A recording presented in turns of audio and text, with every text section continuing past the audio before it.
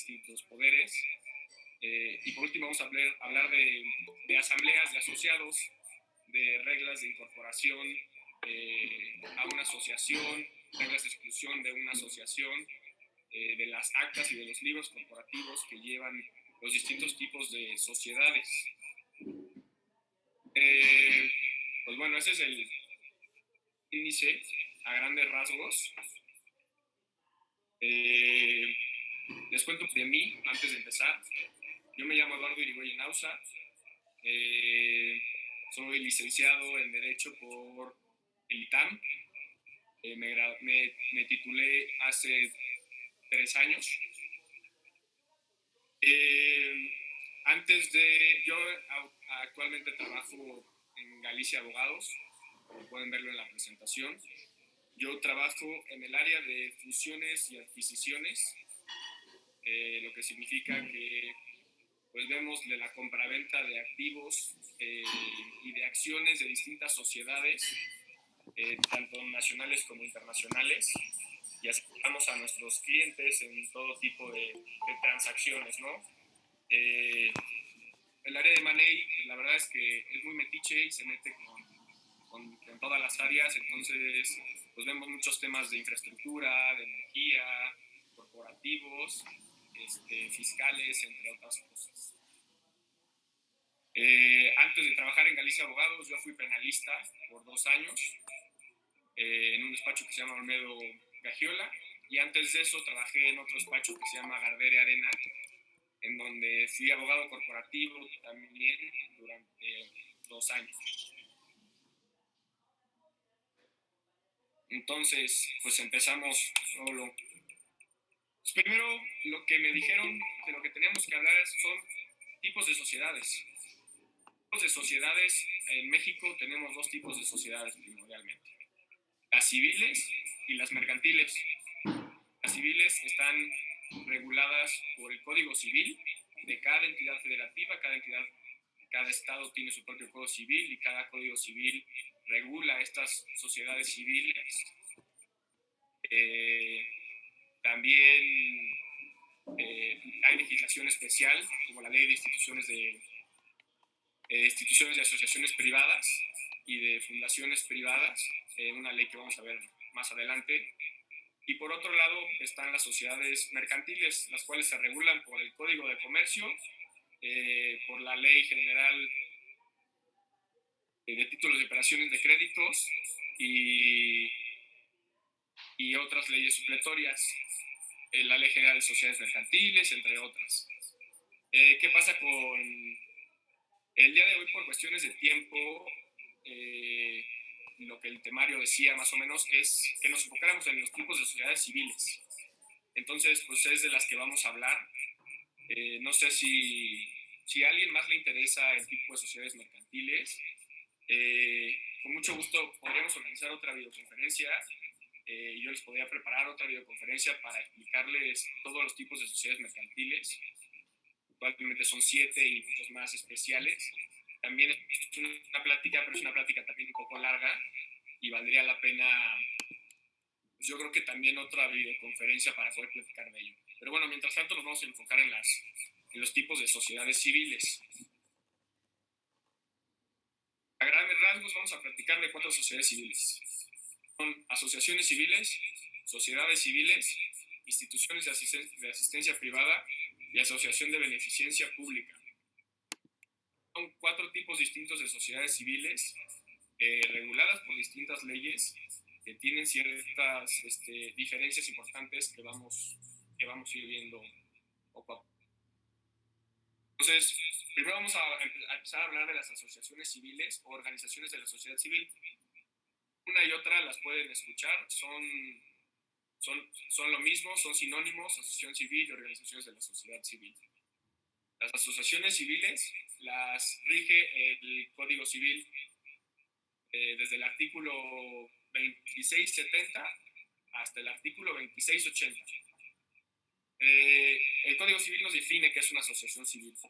Es cuando varios individuos convienen en reunirse de manera que no sea enteramente transitoria. O sea, esto significa que no sea no nos juntamos una sola vez, sino hacemos un contrato para unirnos como individuos y realizar un fin común que no esté prohibido por la ley y que tenga un carácter preponderantemente económico y constituye una asociación. Ahí salió un poco mal, no sé por qué se corta un poco, pero bueno. Asociación civil, las características principales es, como lo veníamos adelantando, son constituidas por individuos, son asociaciones privadas, es decir, lo constituimos nosotros, personas físicas, nosotros individuos privados. Es una asociación voluntaria, cada quien puede unirse o excluirse de una asociación de manera voluntaria. Yo, si quiero participar, se hace una asamblea, por una asamblea general, por medio de la cual los asociados de una asociación civil votan por mayoría de votos si quieren que yo o cualquier persona física que somos nosotros entremos. De manera no transitoria, como les había adelantado, no es un tipo de organización en el que tú entras una sola vez o se constituye para un solo fin, sino se constituye para un objeto general que se va cumpliendo poco a poco, ¿no? ¿Qué es lo que pasa también? Cuando uno crea una asociación civil, se crea una personalidad y un patrimonio propio. Se crea una persona denominada persona moral. Hay dos tipos de personas en el derecho mexicano.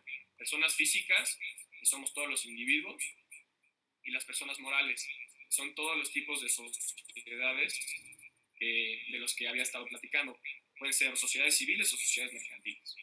Cuando se crea una sociedad, se crea una persona moral, y esa persona moral siempre tiene personalidad propia. ¿Qué significa? Que es un ente jurídico, una persona distinta a ti o a mí.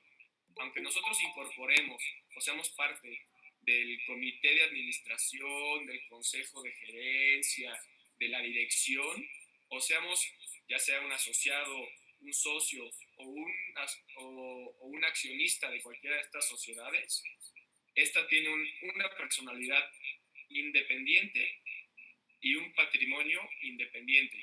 Es decir, son personas sujetas a derechos y obligaciones independientes a las de una persona física. ¿Cuál es el objeto de una asociación civil? El objeto de una asociación civil puede ser muy, muy amplio, pero en principio y a grandes rasgos se utiliza para defender, atender o intervenir causas de interés común. Para eso se crea una asociación civil. Y dentro de defender, atender o intervenir causas de interés común, pues hay un rango enorme de cosas que se pueden hacer. Se puede fomentar la cultura, se puede fomentar el arte, se puede fomentar el deporte, se puede ayudar a niños con discapacidad, se puede ayudar a niños en situación de peligro, se puede ayudar a personas con enfermedades terminales. Al final, se puede promover los derechos de animales. En fin, un rango de cosas muy, muy, muy, muy amplio, el que se puede tener con cualquier asociación civil. Por eso, en la forma de sociedades civiles, las asociaciones civiles son, hoy en día tenemos en México registradas más de 42,000, por esta razón, porque el objeto de las asociaciones civiles es muy amplio y le permite a la gente que las constituye hacer una variedad de cosas muy, muy, muy amplias. Una de las cosas más importantes de las asociaciones civiles es que no persiguen fines de lucro. ¿Qué significa que no persiguen fines de lucro? Significa que yo no me asocio con las demás personas para crear utilidades y repartir utilidades. Esa no es el objetivo principal. Obviamente todas las asociaciones civiles tienen que vivir de algo y se tienen que financiar de algo, pero el financiamiento es un objetivo secundario para atender el objetivo principal, que puede ser cualquiera de los que veníamos platicando, y el financiamiento o el reparto de utilidades es una cosa que pasa a segundo plano. De hecho, en las asociaciones civiles no hay un reparto de utilidades. Tampoco tienen el objetivo de hacer proselitismo partidista. Eso significa que no van a hacer publicidad partidista, no van a sumar números a los partidos, no quieren que la gente se una a los partidos, ni político electoral o religioso, tampoco va por ahí. Entonces, su propósito real es social y comunitario, es el desarrollo social y comunitario de cualquier forma, casi cualquier forma legal que los asociados desglosen dentro del objeto o propósito de esta asociación civil. Como les había platicado, estas están reguladas por el Código Civil de cada estado. Yo, para ejemplos específicos, en esta conferencia voy a usar el Código Civil para la Ciudad de México, que es donde estoy ubicado. Algunos ejemplos de asociaciones civiles en México. Pues 3 grandes asociaciones civiles en México son Mayama, que se dedica a la transformación de vidas de niños y niñas y sus familias Sí, en bueno. situación de extrema pobreza en Jalisco. Muy bien, Ellos Nancy, pues aquí siguiendo principalmente buscan la recaudación de el fondos curso. para la construcción de distintos centros de aprendizaje. Es una asociación muy grande en México. Luego está la Fundación TUC, que es una asistencia a niños con enfermedades Pues les mandé terminales todas y las atención a infantes instrucciones. pobres a través No de un centro sé. comunitario, donde también es muy padre porque Sí, por favor, ya ahorita me los mandas y a los las checo. madres de esos niños que reciben asistencia Vale, gracias. también les dan son Bye. capacitadas para aprender un oficio y que puedan sacar adelante a su familia, ¿no?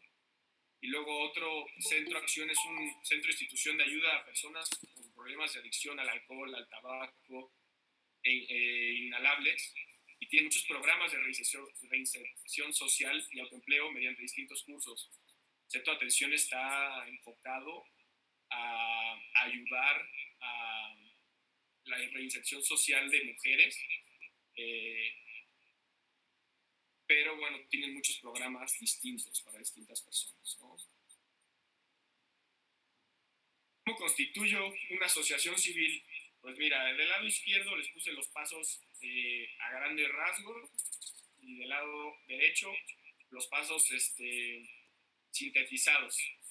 Entonces, lo primero que hay que hacer para la constitución de una asociación civil, o bueno, cualquier tipo de sociedad civil mexicana, tiene que registrar la denominación social, que es una denominación social, es el nombre de la sociedad, o razón social. La razón social es cuando el nombre tiene el apellido o el parte del nombre de cualquiera de los asociados. Y este registro se tiene que hacer ante la Secretaría de Economía.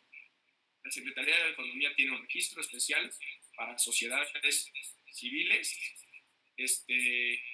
y ellos te van a emitir una autorización acerca de si tu nombre está disponible o no. Este trámite se puede hacer directamente en la Secretaría de Economía o en línea. Ya tienen un portal en línea donde puedes llenar muy fácilmente una solicitud.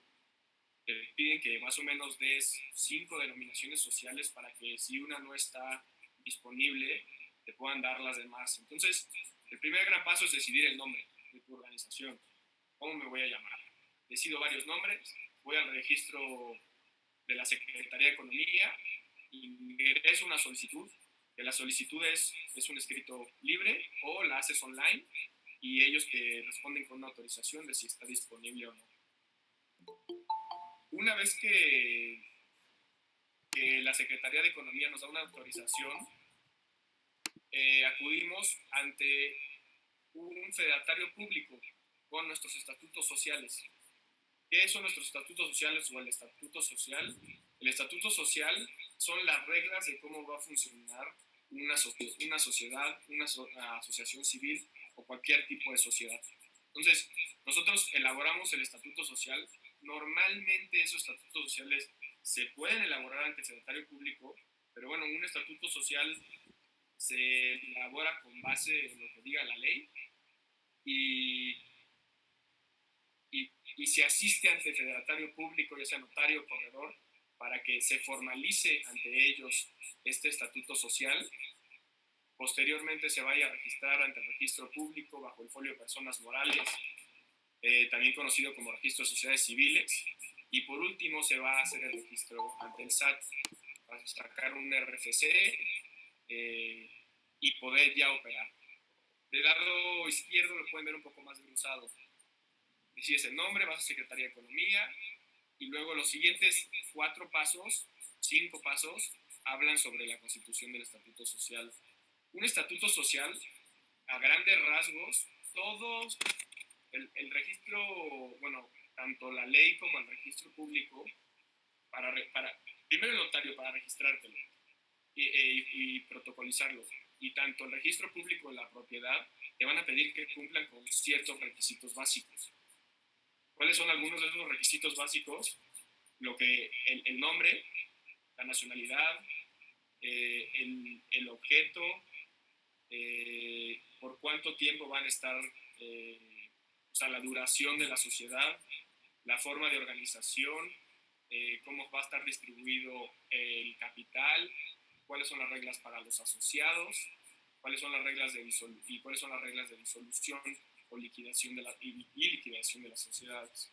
Esos son los aspectos básicos que todo estatuto social de toda sociedad mexicana debe de tener. Estos requisitos los puedes encontrar tanto en el Código Civil como en la Ley General de Sociedades Mercantiles, ya sea que vayas a constituir una sociedad civil o una sociedad mercantil.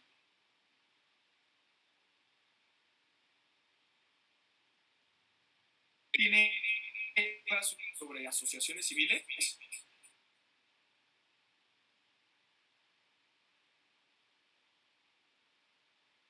Ok, bueno, entonces, si nadie tiene una duda, vamos a continuar entonces con segundo que voy a entrar a este cosa.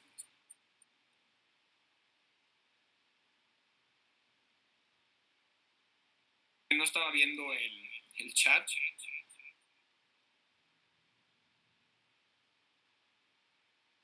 Mira, para Javier Martínez, la diferencia en el objeto social entre una asociación civil y una IAP, ahorita también, pero a grandes rasgos, el objeto social puede ser puede ser prácticamente el mismo. ¿Cuál es la diferencia? Que el objeto de una asociación civil puede ser muy amplio en el sentido que no hay una junta del gobierno que apruebe el objeto. Los objetos, para constituir una IAP, lo que tienes que hacer es ir ante la junta de la entidad de asociaciones privadas del estado en donde la quieras constituir. Y es esa junta de asistencia la que te va a aprobar el objeto de una asociación o de una IAP. Entonces, el problema con las IAPs es que el objeto social no puede ser tan amplio porque la Junta tiene ya estatutos base que aprueban y estatutos base de objetos sociales que ellos aprueban. Entonces, si te sales un poco de ese objeto social, no te lo van a aprobar. Por eso la gente tiende mucho más a hacer asociaciones civiles. Ya.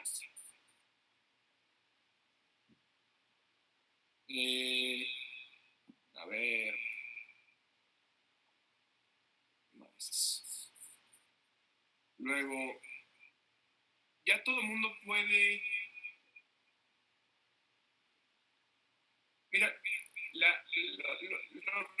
para Verónica Torres, los requisitos generales que pide la Secretaría de Economía, realmente el registro de Secretaría de Economía lo que te pide es que no tengas, es que la denominación social que vas a utilizar no esté ocupada por otra persona.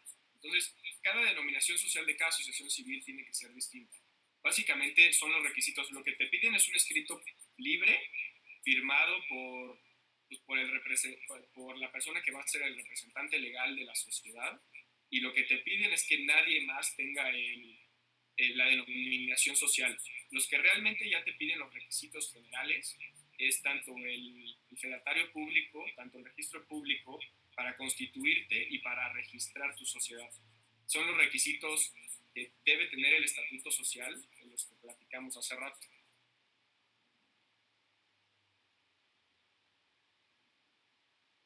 Bueno, entonces continuamos. El segundo tipo que vamos a ver son las sociedades civiles. Las sociedades civiles también están contempladas dentro del Código Civil. En este caso les puse la definición del Código Civil. Bueno, antes de eso, no sé si todo el mundo pudo ver ya la diapositiva 8. Alguien me puso que no estaban viendo las diapositivas. No sé si ya pudieron ver los pasos para las asociaciones civiles y la Constitución.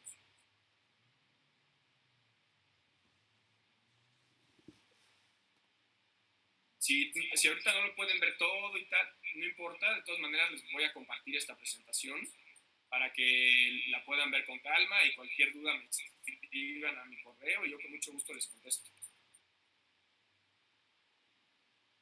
Perfecto, entonces ahora a la 9 ya.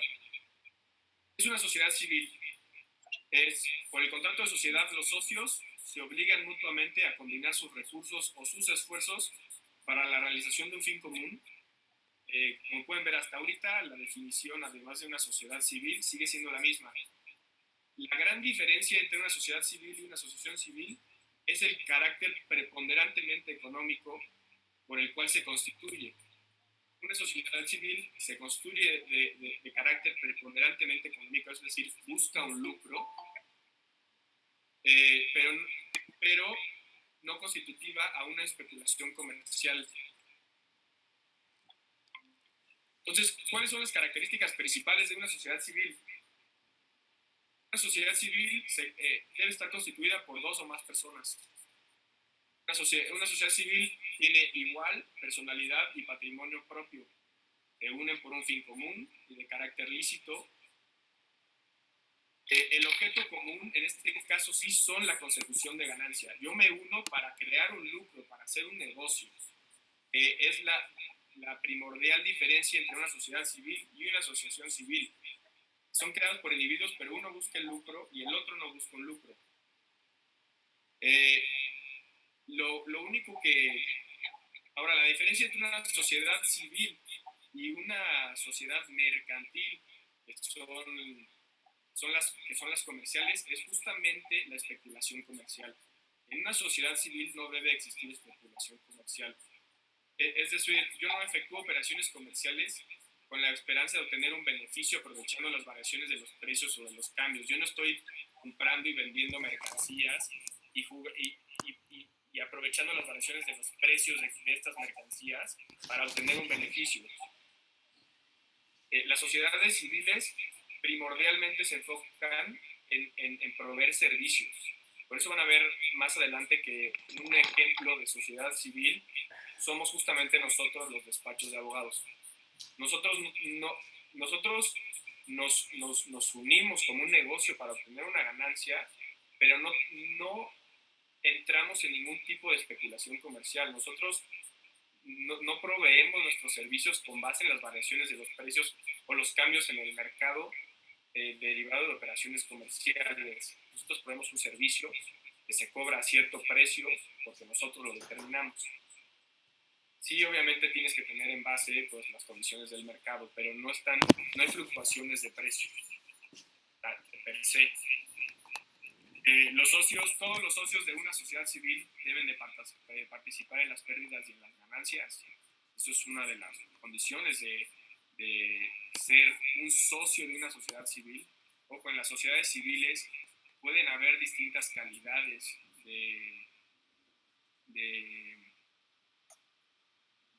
digamos, la gente que participa, ¿no? Pueden haber socios y pueden haber empleados de la misma. Los empleados no necesariamente participan del reparto de utilidades. Te digo, pueden, dentro de los distintos tipos de socios que hay socios capitalistas y socios industriales. Entre los socios capitalistas e industriales, los capitalistas aportan bienes o dinero y los industriales aportan trabajo.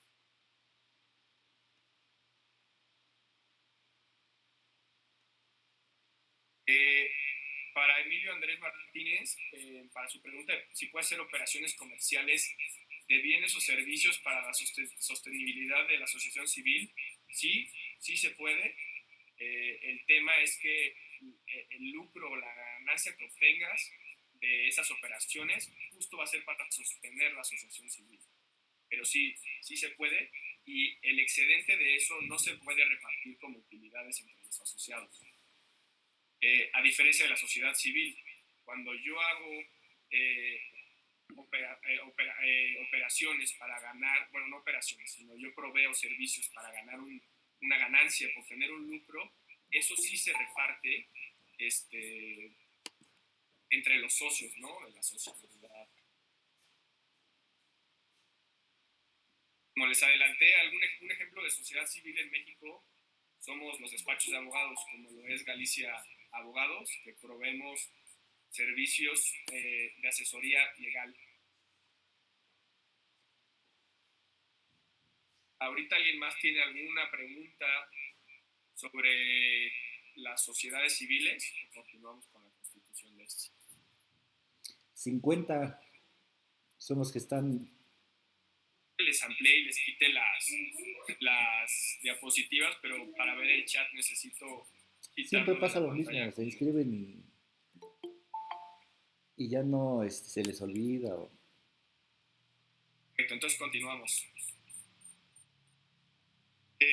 ¿Cuál es el proceso de constitución de una 51 sociedad ahorita. civil? Pues es, para todas las sociedades es un proceso muy similar. Igual que para las sociedades civiles tienes que ir ante la Secretaría, tienes que escoger la denominación social, ir ante la Secretaría de Economía, la Secretaría de Economía te tiene que aprobar, luego tienes que elaborar el estatuto social de la sociedad civil. Ya, igual que el civil puedes hacerlo de forma privada, te lo puede elaborar un abogado, lo puedes elaborar tú con base en lo que te diga la ley. Más recomendado que si no tienen conocimientos de ley o de interpretación de la ley, lo mejor es ir ante un fedatario público, un notario, un corredor, para que ellos siempre tienen estatutos base muy fáciles de llenar, muy básicos y muy amplios en el objeto para que puedas las cosas para lo que la quieres constituir o crear. Entonces, si uno no tiene mucho conocimiento de cómo se constituye un estatuto social o nunca ha constituido un estatuto social, la verdad es o pedirle a un abogado de confianza que te ayude a crearlo, o ir ante un fedatario público. Todos tienen bases que te pueden ayudar y con lo que lo puedes protocolizar muy fácil. Tú vas, les platicas qué es más o menos lo que quieres hacer, y esto nada más es desglosarlo en un estatuto social que refleje el objeto, que es el propósito de la sociedad, refleje lo que quieres hacer. Como les comentaba, hay ciertas sociedades que tienen, como las IAPS, que tienen ciertas restricciones, porque hay una junta gubernamental, una entidad gubernamental que limita el objeto y limita lo que aprueba para el objeto. Luego vas al registro ante el registro público de la propiedad, bajo el folio de personas morales, y también ahí lo registras, y luego una vez que tengas esos registros vas con el SAT para obtener tu RFC y poder empezar a operar de manera normal. Cuando uno crea una sociedad civil, entonces, los requisitos esenciales también para la sociedad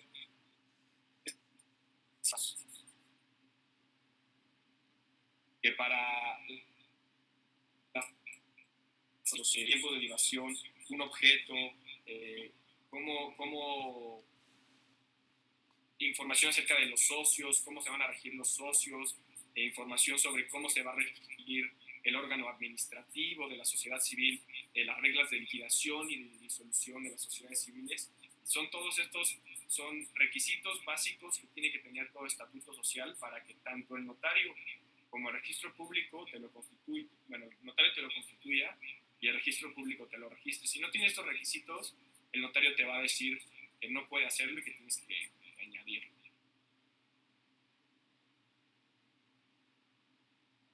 No sé si alguien tenga una duda sobre las sociedades civiles. Ahora.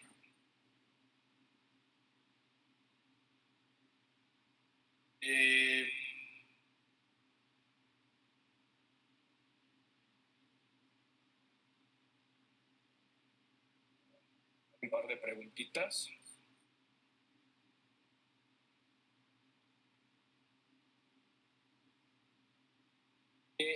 Para Rosa Ruiz, ¿existe ya una figura legal que contemple un híbrido entre asociación civil y sociedad mercantil para poder enmarcar mi actividad como empresa social? En realidad no existe un híbrido porque, por lo que platicábamos, la asociación civil se une con no fines de lucro y la sociedad mercantil siempre se une para fines de lucro y con especulación comercial. Entonces, ya sea que te unas para fines de no lucro, para fines de lucro, va a ser una sociedad, una asociación civil o una sociedad mercantil. No hay algo que contemple las dos cosas per se. Son, son, son distintos. Luego, Joseph Navarro, la clasificación de socios capitalistas e industriales solo existe en las sociedades civiles o también en las sociedades mercantiles. Esta distinción de socios o accionistas también en las sociedades mercantiles. Hay socios o accionistas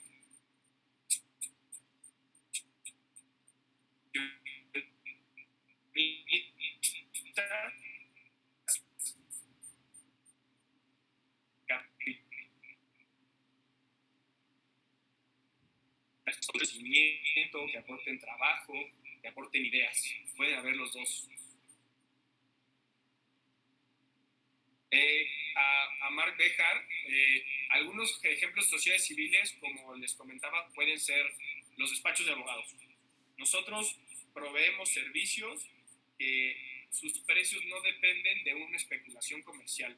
Nuestros precios no se ven sujetos a una variación de oferta y de demanda y de varios cambios en el mercado estatal, sino que tú provees un servicio que no depende de la especulación comercial. Tú le puedes poner y no lo compras barato y lo vendes caro, sino que tú le pones un precio a ese servicio y es al precio que lo provees.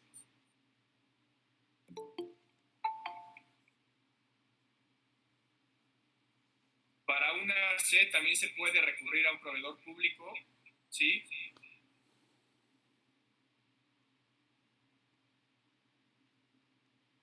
¿Cuál es la ventaja de una IAP sobre una asociación civil?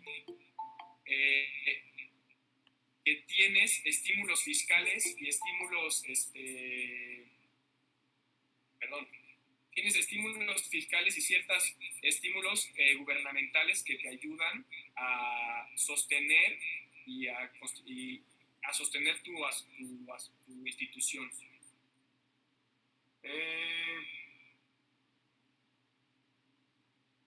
Perfecto, ahorita pasamos, vamos a avanzar un poquito más rápido con el tiempo y ahorita sigo atendiendo.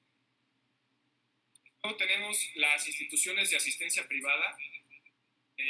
Según la Ley de Instituciones de Asistencia Privada para el Distrito Federal, instituciones de asistencia privada son entidades con persona jurídica, patrimonio propio, igual a de lucro. Entonces, en esto se parece a una asociación civil de propiedad particular y ejecutan actos de asistencia social sin designar individualmente a los beneficiarios. Las instituciones de asistencia privada serán fundaciones o asociaciones. Esas son las características principales. Igual, tienen personalidad y patrimonio propio. Esto se va a ver reflejado en todas las sociedades y las personas morales que se creen. Como la asociación civil no tiene propósitos de lucro, son bienes de propiedad particular. En esto se diferencia de las asociaciones de asistencia pública, que muchas veces los bienes no son de propiedad particular, sino que el estímulo viene del gobierno.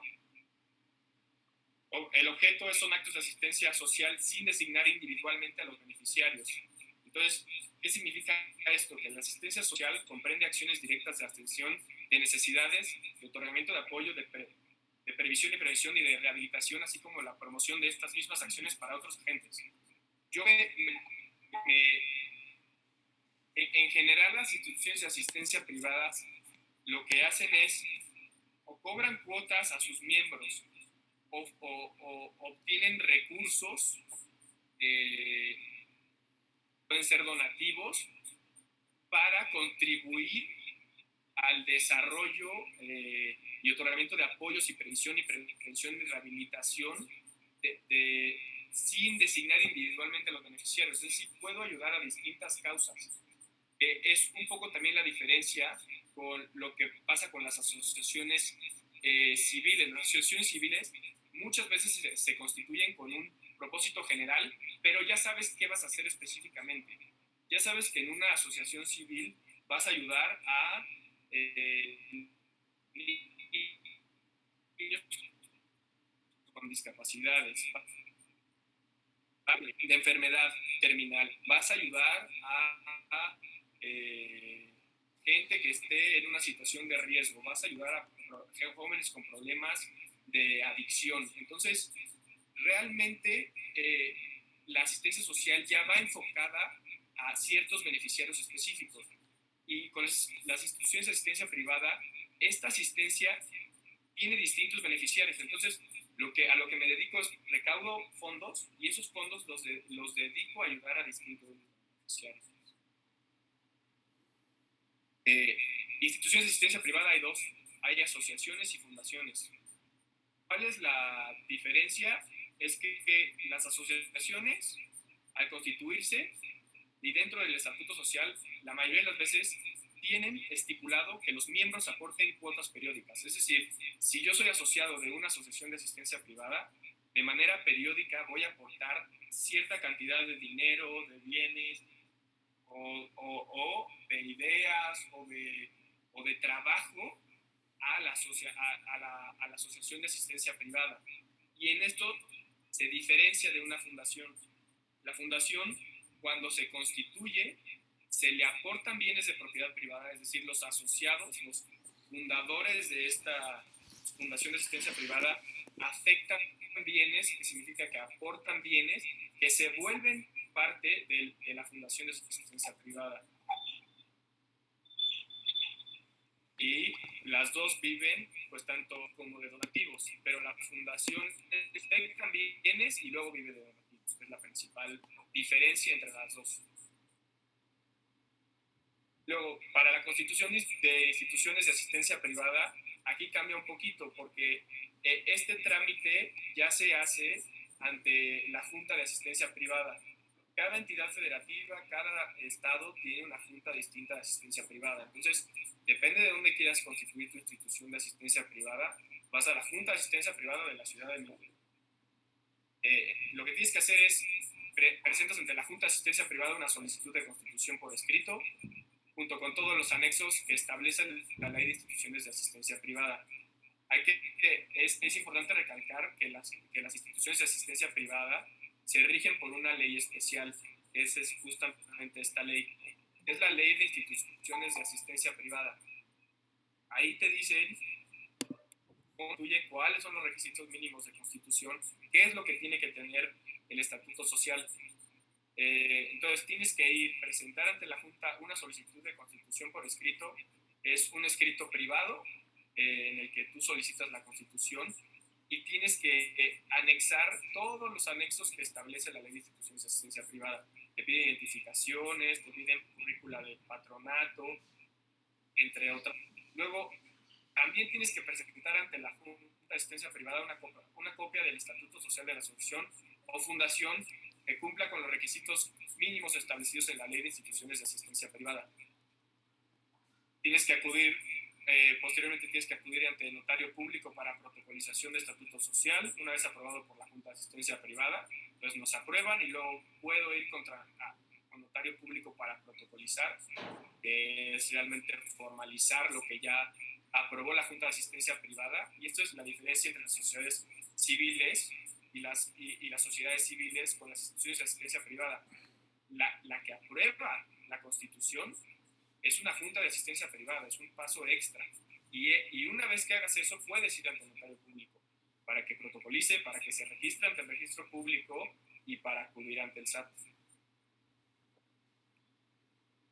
Ahorita aquí hay un par de ejemplos de instituciones de asistencia privada: el Teletón, Fibrosis Quística, UNICEF. Son distintos ejemplos de instituciones de asistencia privada que tenemos en México. Por último, tenemos las asociaciones de beneficencia pública, que es una asociación de beneficencia pública, instituciones creadas por particulares con la finalidad de utilidad pública, no lucrativa, encaminada a fomentar el sentido de apoyo y solidaridad a la comunidad hasta los débiles sociales, con la particularidad de que el Estado estimula y evalúa sus acciones y sus recursos. Entonces, ¿en qué se distingue la asociación de beneficencia pública de todo lo demás? Es, además de ser aprobada por la Junta, porque también está regida por la Ley de Instituciones de Asistencia Privada, además el Estado estimula mis recursos, evalúa mis acciones. Entonces, yo tengo una obligación periódica de entregarle al Estado cómo estoy utilizando mis acciones y cómo estoy usando los recursos, ya que el Estado muchas veces estimula nuestro patrimonio y estimula nuestros recursos. ¿Cuáles son las características principales?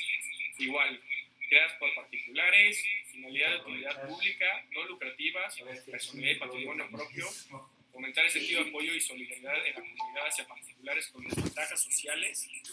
La única diferencia es que el Estado estimula y evalúa sus acciones y recursos y hay que rendirles periódicamente reportes.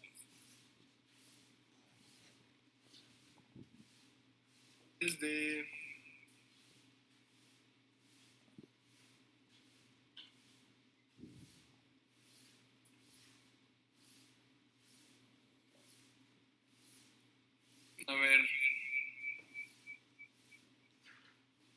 lo último que me preguntaron es, ¿por qué acote que el abogado ha de ser de confianza? No, puede ser cualquier tipo de abogado. Al final acoto que el abogado ha de ser de confianza porque un abogado de confianza le puedes platicar con mucho más calma y puede constituir una sociedad mucho más encaminada a lo que quieras. Pero bueno, al final puede ser cualquier abogado que quieras puede ayudarte a hacer los estatutos sociales.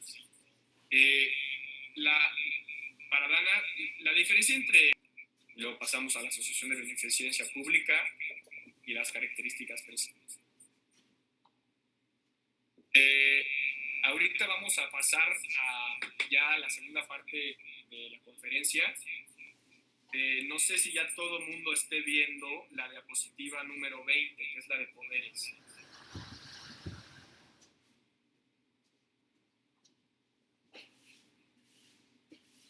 Perfecto, muchas gracias. Entonces, vamos a platicar de los poderes a grandes rasgos. Vamos a platicar qué tipos de poderes existen y qué implicaciones tiene cada poder y el procedimiento para el otorgamiento de cada poder. Va a ser bastante rápido y bastante... Hay gente que por su internet Entonces, se sale, entra. Los poderes,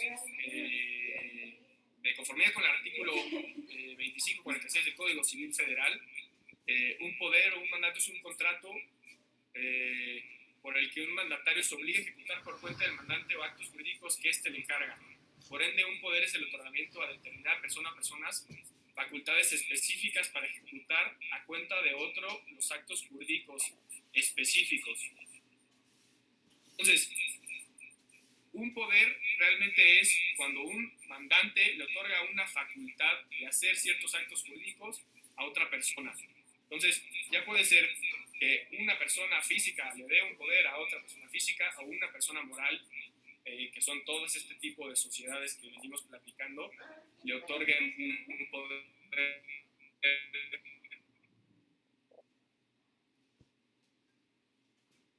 Pero si quieres, quítala ahorita. para que puedas barrer bien. Específico. Cuando alguien entrega se proporcionan todos los datos posibles relacionados con el trámite o actos jurídicos que se van a hacer o con el fin que se otorgó. Entonces, yo te otorgo un poder especial para que vayas ante el SAT y tramites mi cédula fiscal especial para que vayas ante el registro público de minería y me registres ahí. Te entrego un poder especial para que actúes en mi nombre y representación en un juicio y me representes en un juicio, en una demanda, en una denuncia específica. Están otorgados para cumplir con distintas clases de gestiones administrativas, de dominio y pleitos y tipos de poderes generales que también vamos a ir viendo, pero el Código Civil Federal contempla como poder general estas tres clases: administrativas, dominio y para pleitos y cobranzas. Pues nos vamos a enfocar en los poderes generales, que son los que por lo general es más comúnmente que se encuentren en los estatutos sociales de estas sociedades. Primero que nada tenemos el poder general para pleitos y cobranzas. Cuando yo le otorgo a alguien un poder general para pleitos y cobranzas, se entiende como conferidos sin limitación para planes de cobro que no impliquen el ejercicio de actos de dominio o de administración, así como para atender controversias a nombre de la persona que otorga el poder, como la representación en juicios. Entonces, ¿realmente para qué sirve? Para cobrar y para representar a alguien en juicios, en demandas o en denuncias. Entonces, yo confiero un poder general para pleitos y cobranzas. Le estoy dando a alguien la facultad de actuar en mi nombre, para cobrar en mi nombre, para cobrar en nombre de mi sociedad o para representar a la sociedad. Entonces, es muy importante no tomarse a la ligera a quién le entregas un poder general, porque estas personas actúan en representación de la persona moral o la persona física y actúan en nombre de esa persona. Entonces, cualquier cosa que ellos hagan tiene implicaciones directas en el mandante o en quien otorgó el poder. El poder general, y ahorita estamos yendo de menos a más, los poderes generales, el más básico es César, luego el de administración y por último está el de actos de dominio, que engloba a los otros dos. Pues luego tenemos el poder general para actos de administración. Todo eso otorga para que el apoderado tenga toda clase de facultades administrativas, ya sea de bienes o intereses. Entonces, ¿realmente qué es lo que se puede hacer? La persona a la que se le otorga un poder de administración puede hacer todos los trámites administrativos de los bienes o intereses que tenga ya sea esa persona física o esa persona moral. Entonces, una persona con facultades administrativas puede decidir cómo utiliza los bienes de una sociedad, dónde se van a utilizar, para qué se van a utilizar, bajo qué reglas se van a utilizar. Entonces, decide en la administración de todos estos bienes o intereses de las personas. Por lo general, cuando una persona moral otorga un tipo de poder, se entiende que a la persona que se le otorgó podrá realizar en nombre de la persona todas las acciones contenidas dentro de su objeto social. ¿Qué significa? Si una persona moral te otorga un poder general para actos de administración, y por qué digo en principio, lo vamos a ver un poquito más adelante, puedes realizar todas las actividades contenidas dentro del objeto social. Entonces, si dentro del objeto social de la persona moral dice que puedes negociar con algún cliente o algún proveedor los precios a los que les vas a pagar, o puedes manejar, no sé, rutas de distribución, o puedes manejar distintos tipos de administración que esté contenido entre el objeto social, cualquier cosa que está contenido dentro del objeto social, lo puedo hacer con un poder general para actos de administración. Es por eso que el poder para actos de administración a la dirección o al Consejo Directivo de Civiles es el poder que facilita la operación día a día o permite la operación día a día y cotidiana de una persona moral. Por último, el último poder general es el para actos de dominio. Este es el poder general más amplio. A alguien se le otorga un poder general para actos de dominio, se entiende, por ende, que también puede representar a la persona para pleitos y cobranzas y puede representar a la persona para actos de administración. Este poder para actos de dominio significa que estás en calidad de dueño, actuando en representación y en nombre de tu mandante, la persona que te otorgó el poder. Significa que yo puedo vender un bien de la sociedad, yo puedo desistirme de algún juicio, yo puedo otorgar un perdón.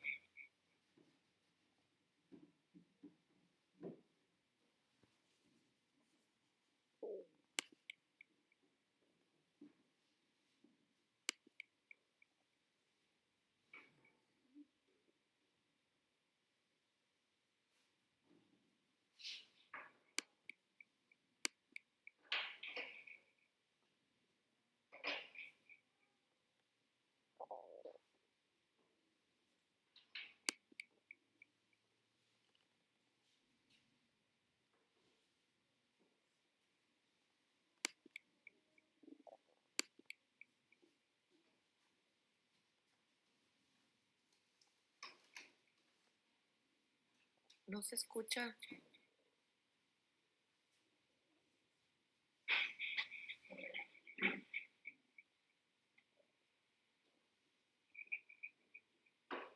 Bueno, ¿ya me escuchan? Bueno, Ya te escuchamos. ¿me escuchan? Ya.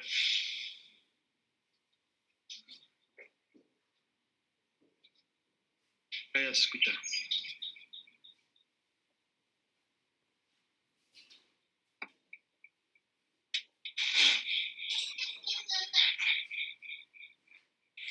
Sigue sin escucharse.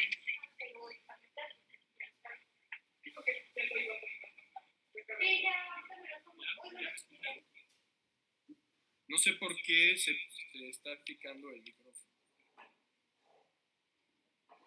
¿Ya me escuchan? Sí, ya te escuchamos. Perfecto. ¿Qué fue lo último en lo que se quedaron? Estabas describiendo los poderes de dominio. Ok. Entonces, pues un poder para actos de dominio es el poder conferido sin limitación alguna para que el apoderado tenga las facultades de dueño y aplica para cualquier tipo de trámite fiscal, incluyendo aquellos actos jurídicos que pueden realizarse con los poderes para actos de administración de bienes o para pleitos y cobranza. Como les decía, el poder general para actos de dominio es el poder más amplio y es el poder con el que el poderante, a la persona que se le otorga el poder general puede hacer y disponer tanto de los bienes como del patrimonio. Tener mucho cuidado a quién se le otorga un poder general para actos de dominio, porque es el poder más amplio y aunque la persona que lo tiene puede disponer de los bienes de la forma que crea que es mejor. Entonces, si yo, claro, siempre tiene que ser en pro o a favor de la sociedad, de la sociedad moral, pero el problema es que si va a sacar un crédito, si va a vender el patrimonio, puede afectar a los bienes o puede transferir los bienes de una manera que muchas veces es irreparable, aunque después uno se vaya a juicio y lo demande o lo denuncie por también hay que mover por todo un montón de moscas hacer acá. algo que no Ahorita era en lo... beneficio. Entonces siempre en beneficio de la sociedad. Entonces siempre hay que tener mucho cuidado con el poder general para actos de dominio. El poder general de actos de dominio normalmente lo tiene la persona o las personas que son dueñas de la sociedad, nadie más, sino los fundadores, la gente que es la sociedad o el órgano administrativo más alto de la sociedad. ¿Y qué es lo que pasa? Los poderes, tanto generales como especiales, se pueden otorgar de manera individual o de manera conjunta. Tal como suena, de individual es que una persona por separado puede ejercer esas facultades que le fueron conferidas o otorgadas. Cuando es conjuntamente, se limita la utilización del poder a que se ejecute al mismo tiempo o se utilice al mismo tiempo por dos o más personas, o muchas veces se divide, por ejemplo, en asociados tipo A y en asociados tipo B. Y entonces los poderes para actos de administración de una sociedad y para de que se administren correctamente sus bienes, se le otorga ese poder de manera conjunta a dos, al órgano de administración, a dos personas distintas, a los asociados A, para que los usen con los asociados B. Entonces, otorgar los poderes de manera individual o de manera conjunta sirve mucho para limitar el mal uso de un poder o para limitar la utilización de un poder. Es una buena estrategia utilizar poderes que se utilicen de manera conjunta para proteger las sociedades. ¿Por qué? Porque estás limitando que una sola persona decida sobre cómo representarte en un juicio, sobre cómo administrar tus bienes y sobre cómo comprar y vender activos y cómo manejar el patrimonio de una sociedad. Entonces, sí hay que ser es muy importante decidir si se van a ejercer de manera individual o de manera conjunta.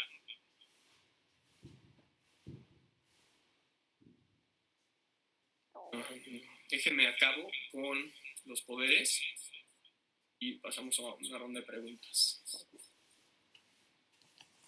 ¿Cuáles son otros tipos de poderes que comúnmente se otorgan?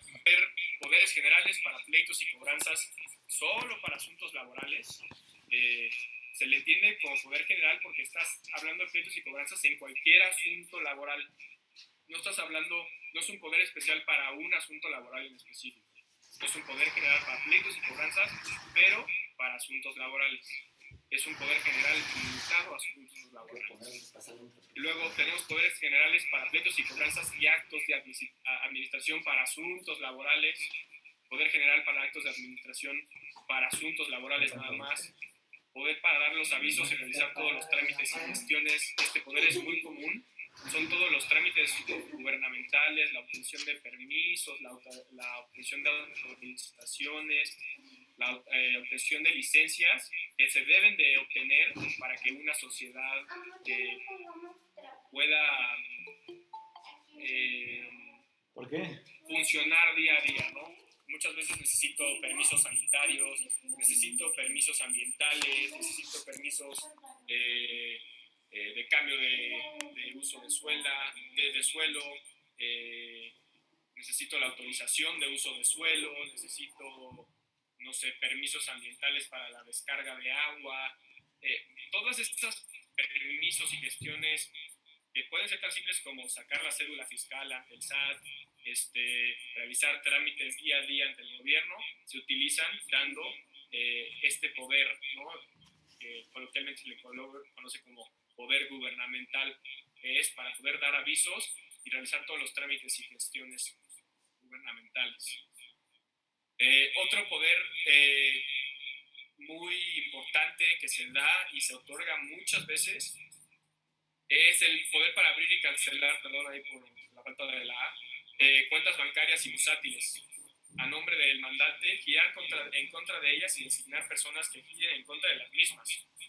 Entonces, este poder es muy importante porque le estás dando a alguien el poder de abrir cuentas bancarias en nombre de la sociedad y de girar en contra de ellas, es decir, mover los recursos que están dentro de la cuenta bancaria. Por ende, es muy importante también otorgarlo de manera conjunta y otorgárselo a una persona de confianza. Otro poder muy importante es el poder para suscribir, avalar, endosar y descontar títulos de crédito. Este poder en específico tiene que, con base en el artículo 9 de la Ley General de Títulos y Operaciones de Crédito, este poder tiene que registrarse ante el registro público. Entonces, cuando yo otorgo un poder para suscribir, avalar y endosar y descontar títulos de crédito, esto se tiene que hacer ante escritura pública. La escritura pública posteriormente se tiene que registrar ante el registro público. De otra forma, este poder es nulo. Es el único poder que tiene una excepción adicional a su otorgamiento. Otro poder es poderes generales, poder para otorgar poderes generales o especiales, para revocar unos y para otorgar otros dentro de las facultades conferidas. Entonces, cuando yo otorgo un poder general o especial para otorgar poderes generales o especiales, hay que tener también mucho cuidado porque le estoy dando a alguien más la facultad que originalmente yo tengo como órgano supremo de la sociedad para otorgar poderes generales o para revocarlos. Entonces, esta persona esencialmente puede cambiar la forma de gestión de toda la sociedad. Entonces, es muy importante también ver cómo se otorga un poder para otorgar poderes generales o especiales. Muchas veces estos poderes se otorgan con limitaciones especiales. Que se otorga con una limitación a solamente conferir o revocar poderes que ya le fueron anteriormente dadas a esa persona. Entonces, si yo le otorgo un poder de administración a esa persona solamente puede conferir, otorgar o revocar poderes de administración.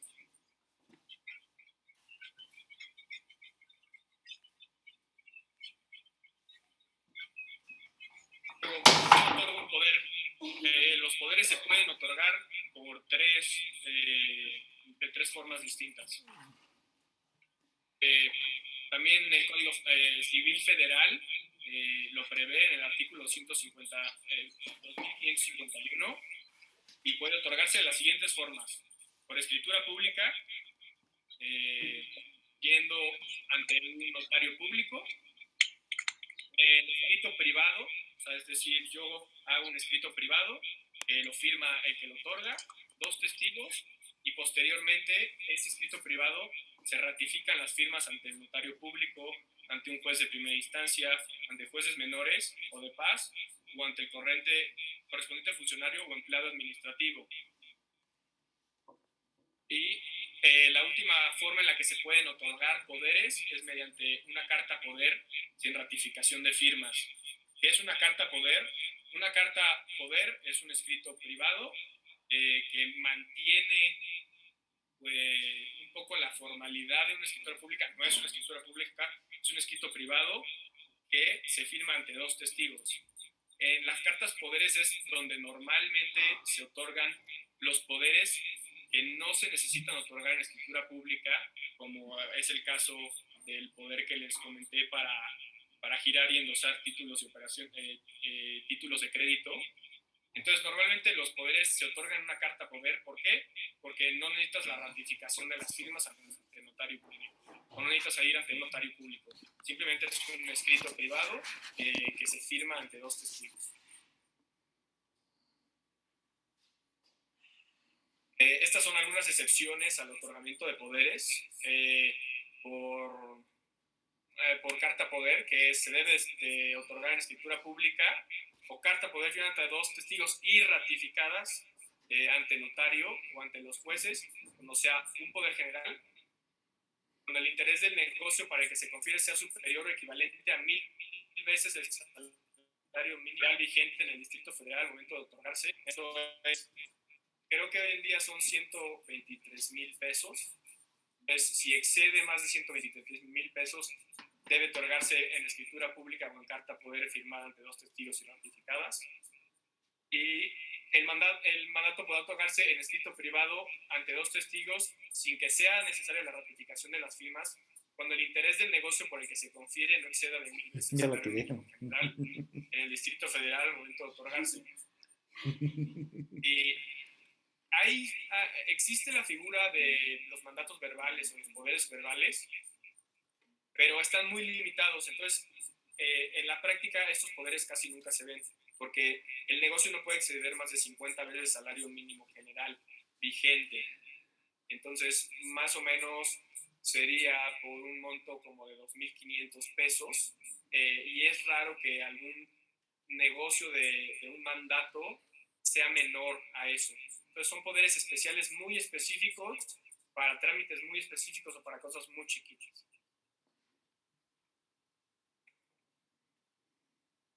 Y pues antes de pasar a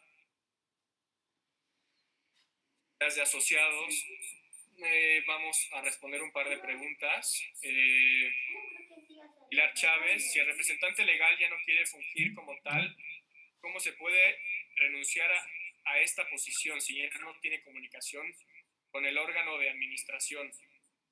Mira, un representante legal, si ya no tienes comunicación con el órgano de administración, lo que tienes que hacer es escribir un escrito privado y hacérselo llegar al órgano de administración.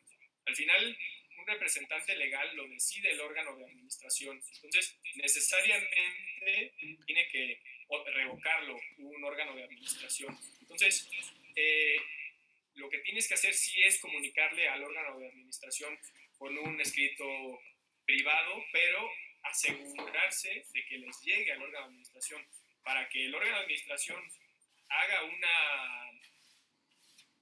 una asamblea y con base en esa asamblea decida revocar al representante legal y le dé la posición a uno nuevo, ¿no?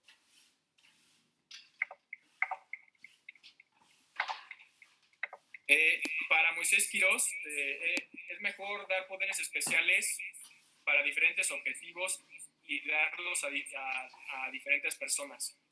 Mira, la diferencia entre otorgar un poder especial y un poder general es que si una persona, por ejemplo, un administrador de la sociedad, va a estar involucrado en la administración diaria de la sociedad, le otorgas otorgarle un poder especial es muy poco práctico, porque cada que necesite hacer un trámite distinto, cada que necesite hacer algo distinto, que todos los días va a tener que hacer cosas distintas para la administración de la sociedad, o no sé, si le otorgas un poder para pleitos y cobranzas al abogado de la sociedad, entonces es mejor otorgarle un poder general, porque si es el abogado que siempre te va a representar, no importa en qué sea, pues resulta poco práctico entregarle un poder especial.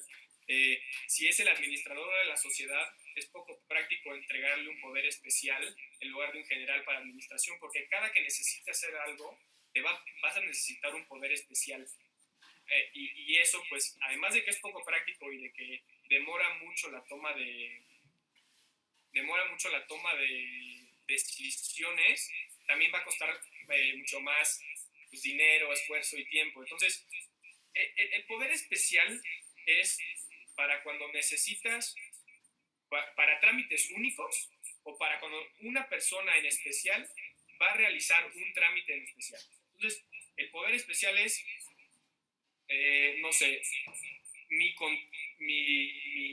contador va a ser el único que va a poder abrir cuentas bancarias y cerrarlas. Especial a esta persona para que pueda abrir y cerrar cuentas bancarias. Nada más. O un poder especial para este abogado que contraté, para este litigio, para esta demanda, solamente para que me represente en esta. Y los poderes especiales para los órganos de administración y para la gente que cotidianamente va a estar involucrada con el desarrollo de la sociedad. Le voy a quitar los pedacitos estos.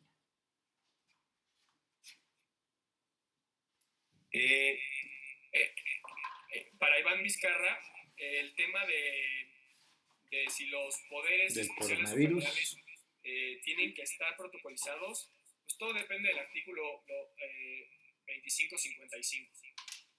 Hay veces que sí, hay veces que no. Todo depende de si entras dentro de las excepciones de la ley o no. O si hay un requisito especial dentro de una ley especial. Los que se pueden quitar. Bueno, y el último tema de la conferencia son las asambleas de asociados. Las asambleas de asociados y los libros corporativos. Pues básicamente vamos a ver qué tipos de asambleas existen. Desgraciadamente, como esta videoconferencia ha sido para sociedades civiles, nos vamos a enfocar en el tipo de asambleas de sociedades civiles, reglas y procedimientos para el ingreso y salida de asociados y libros corporativos de los mismos. Los tipos de asambleas que existen para las sociedades civiles están regidas por el Código Civil y es un solo tipo de asamblea. ¿Qué es la diferencia con los tipos de asambleas que existen en las sociedades mercantiles? En las sociedades mercantiles tenemos asambleas extraordinarias y ordinarias. A grandes rasgos, las extraordinarias son todas las asambleas donde se va a cambiar algo del estatuto social. Se va a ampliar el objeto, se va a cambiar el destino, se va a liquidar la sociedad, todo lo que cambie, los requisitos que platicamos o lo que esté dentro en el estatuto social, se trata en una asamblea extraordinaria. Eso está en la Ley General de Sociedades Mercantiles. En esta conferencia no me pidieron que lo platicara, pero si lo quieren revisar, es el artículo 180 de la Ley General de Sociedades Mercantiles. Ahí te desglosa todos los que son 180. Ahí te desglosa todo lo que son las asambleas extraordinarias y lo que se trata. Y bueno, todo lo que no es una asamblea extraordinaria se le va a catalogar como una asamblea ordinaria. ¿Cuál es la diferencia entre las asambleas extraordinarias y las ordinarias? Muchas veces, pues obviamente el tema que se va a tratar, las extraordinarias tratan temas mucho más relevantes para una sociedad, en el sentido de que cambia la forma en que está organizada la sociedad. Y una asamblea ordinaria trata de temas cotidianos, otorgamiento y revocación de poderes, muchas veces aumentos y disminuciones de capital. ¿Y cuáles son las diferencias? Son los quórums de asistencia y de votación. Los quórums de asistencia y de votación para las extraordinarias y las ordinarias, lo que la ley te dice es ordinarias es 50% de asistencia en ordinaria, 75% de asistencia en extraordinaria, y el quórum para que se tenga debidamente instalada una asamblea. Y el quórum de votación normalmente es más del 50% en extraordinaria y por mayoría de votos en una ordinaria.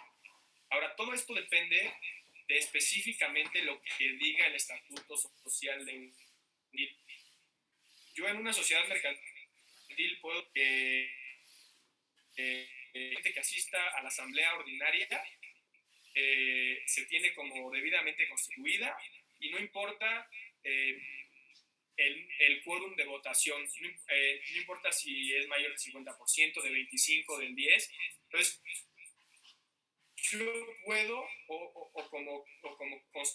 cuando constituyes una sociedad mercantil, puedes decidir cómo se toman las decisiones. Entonces, tú puedes decidir el quórum de asistencia y puedes decidir el quórum de votación para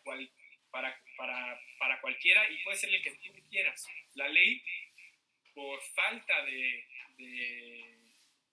establecimiento de esas reglas especiales, te pone el 50% del 75% y luego la mayoría y el 50% para votación. Pero bueno, cada quien puede decidir. En las sociedades civiles solo existe la Asamblea General. La Asamblea General se junta según los estatutos sociales cada periodo de tiempo, por lo menos tiene que ser una vez al año, o cada que algún asociado que represente más del 5% de la participación en la asociación se lo requiera al órgano administrativo. Las asambleas generales, ¿qué es lo que tratan a grandes rasgos? Pues tratan todo lo que tiene que ver con una asociación civil. Principalmente tratan sobre la admisión y exclusión de asociados existentes o nuevos asociados. También tratan sobre la designación de asociados honorarios, que es una figura que se ve mucho dentro de las asociaciones. Tratan sobre la disolución anticipada de la asociación o sobre su prórroga por más tiempo del fijado. Muchas veces uno constituye una sociedad civil pensando que el tema que va a resolver va a durar 5 años, va a durar 1 año, va a durar 3 años, va a durar 10 años, y te encuentras que o dura más tiempo del que habías previsto, o tu objeto social engloba otro tipo de cosas que puedes hacer y puedes seguir. Entonces tú puedes convocar una asamblea general para tener una prórroga sobre la duración de la asociación. También habla sobre el nombramiento de director o directores cuando hayan sido nombrados en la escritura constitutiva, sobre la revocación de los nombramientos hechos y sobre los demás asuntos que encomienden los estatutos. Es muy importante saber que en las asambleas generales únicamente se van a ocupar los asuntos que se contengan en la orden del día. Cuando se hace una convocatoria, una asamblea, que es lo que vamos a ver a continuación, en esa convocatoria o en esa minuta de convocatoria se tiene un apartado que se llama orden del día. Dentro del apartado del orden del día están todos los temas que se van a discutir ese día. Y la orden del día se tiene que seguir de manera tajante. No se puede discutir algo que no esté en la orden del día. Por ende, si eres un asociado que quieres discutir cierto asunto, tienes que asegurarte que ese asunto esté contemplado dentro de la orden del día. Igualmente, la ley contempla que las decisiones tomadas en la Asamblea General será tomada. Cada asociado gozará de cuáles son reglas y procedimientos para el ingreso y salida de asociados. Como les había platicado, convocar asamblea general es en la época fijada o por convocatoria de la dirección a petición del 5% de los asociados, incluir en la orden del día de la minuta de la asamblea general convocada a la discusión sobre la admisión o exclusión de ciertos asociados, y luego aprobar en esa asamblea de conformidad con los requisitos establecidos en el Estatuto Social de la Asociación, o en su defecto, por mayoría de votos, la admisión o exclusión de asociados.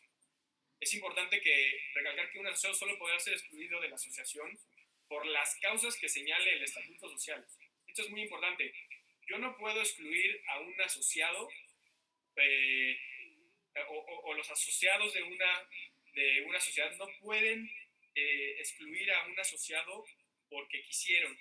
Tiene que caer dentro de una causa contemplada dentro del Estatuto Social. Muchas veces causas son bastante amplias, ¿no? Actuar en contra del beneficio de la sociedad civil, no cumplir con ciertos mandatos, no cumplir con ciertas obligaciones. Entonces, sí es importante establecer por qué causas puede ser excluido un asociado, pero también se pueden establecer causas tan genéricas que un asociado puede ser admitido o excluido de una manera bastante sencilla.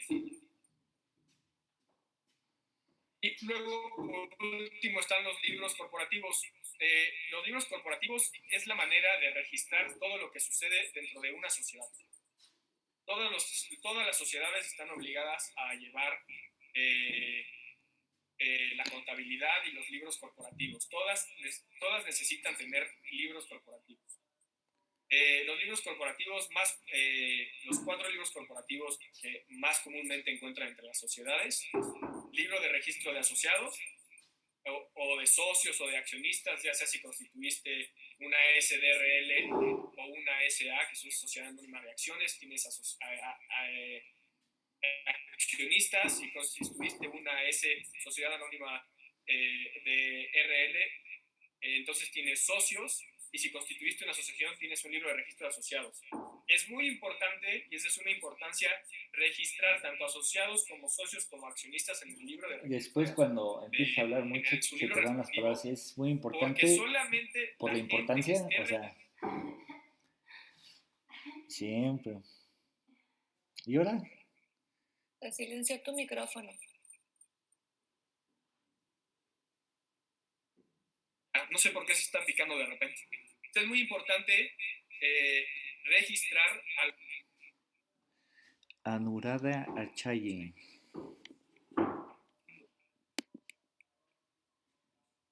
Es muy importante registrar a los asociados, socios o accionistas de una sociedad dentro del libro. Otra vez se te...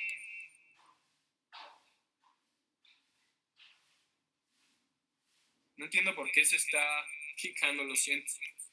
A ver.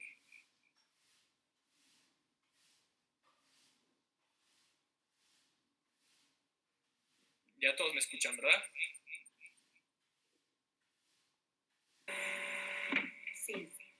Perfecto. Entonces, lo que les estaba recalcando es la importancia de registrar a los socios, asociados y accionistas. Si un asociado, socio o accionista no está registrado dentro del libro correspondiente, no se le considerará parte de la asociación de la sociedad civil. Entonces, si tú no estás registrado dentro de este libro, no tienes voto dentro de las asambleas y no se te considera como un asociado. Entonces, es muy importante, si se celebra una asamblea general para admitirte como asociado o para excluirte como asociado de una sociedad civil, de una asociación civil, que ese registro quede, o sea, que esa acta, que el acta que se derive de la asamblea, que es el papel que se derive de la asamblea, quede registrado dentro de este libro de registro de asociados. Por otro lado está el registro de variaciones de capital. Un libro de variaciones de capital, lo que registra son todas las actas derivadas de asambleas, de aumentos o disminuciones de capital. Cuando un asociado aporta capital, cuando un asociado aporta cuotas, cuando se aporta un inmueble, cuando se aporta un bien, un servicio, cualquier cosa que aporte al capital de una asociación, en este libro se debe de registrar el acta correspondiente de la asamblea en donde se aprobó la disminución o el aumento de variaciones de capital. También es muy importante hacer el registro de variaciones de capital, porque el registro de variaciones de capital muchas veces nos habla de la participación que tenemos en una sociedad, del número de votos que se necesitan para aprobar ciertos asuntos a tratar, del número de votos que necesito para que se cumpla el quórum de asistencia, para que se cumpla el quórum de votación, para poder convocar a una asamblea. Entonces es muy importante también llevar un registro muy estricto del registro de variaciones de capital.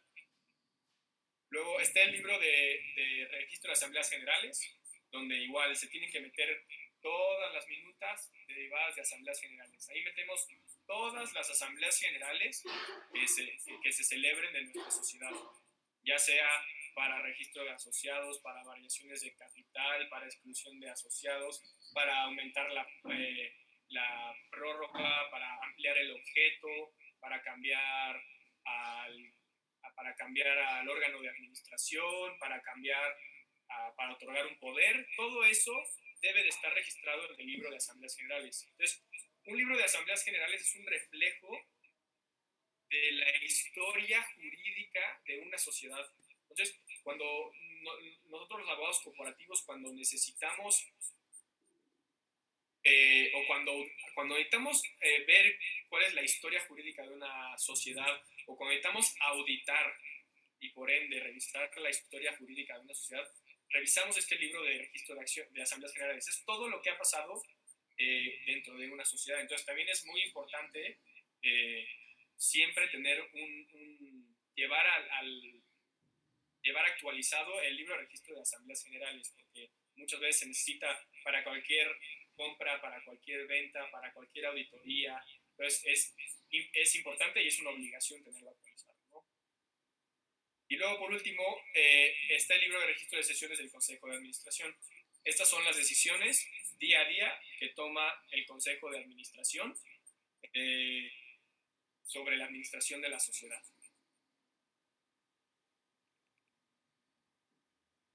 Y pues ya, luego está la bibliografía.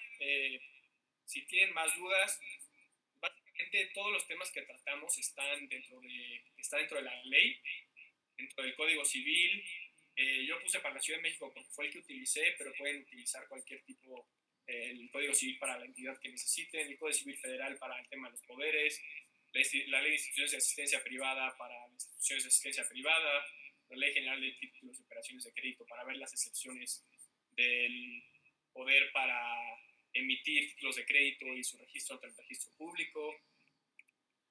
Y básicamente es eso.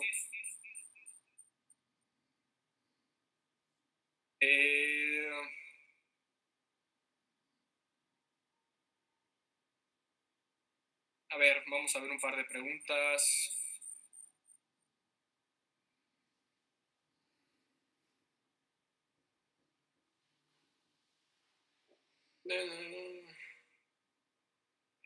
Regina de Angoitia pregunta si en las ACES debe celebrarse al menos una asamblea al menos una vez al año. Sí, se debe celebrar por lo menos una asamblea general una vez al año. Es lo mínimo. Los libros de registro pueden estar en PDF. Sí pueden estar en PDF, pueden ser libros electrónicos y no hay ningún problema. No hay distinción entre si los libros tienen que ser físicos o tienen que ser electrónicos.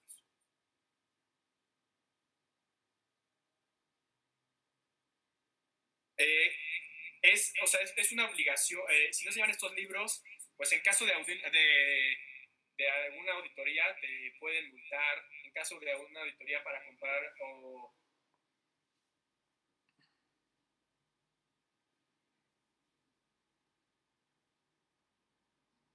Te voy a decir lo que pasa mucho en la práctica, Pilar. La gran mayoría de las sociedades nunca tienen actualizados sus libros corporativos. Entonces, pasan miles de asambleas de variación de capital, se otorgan poderes, entran y salen asociados, y lo que pasa es que al final, en temas de variaciones o de variaciones de capital, lo que puede pasar es que entre un nuevo asociado, un nuevo socio, un nuevo accionista, que tenga un buen conocimiento de cómo está organizada y entonces pueda votar en contra o a favor con un quórum distinto al establecido. O sea, lo que pasa cuando no llevas bien tus libros corporativos es que la administración día a día o la auditoría de la sociedad no se puede llevar de forma correcta. Lo que pasa muchas veces es que como esos libros corporativos los tiene la propia sociedad o el abogado y nunca se les pide hacer nada, se tienen súper atrasados. En muchísimas papelerías se pueden comprar estos libros. En Lumen hay muchísimos. Hay muchas distintas papelerías donde se pueden comprar los libros. Con gusto les comparto la presentación.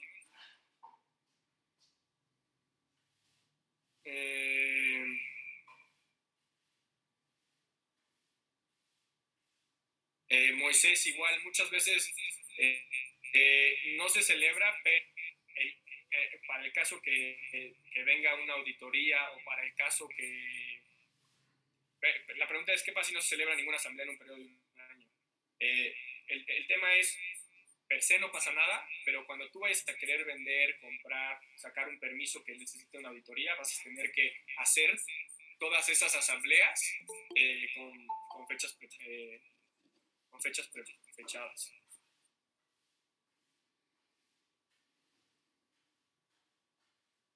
Es verdad lo que dice Dana, muchas veces los auditores te piden la evidencia física, entonces, o sea, no hay una distinción entre si se tiene que tener de manera electrónica o física, pero sí es verdad que muchas veces la gente pide evidencia física de que existe.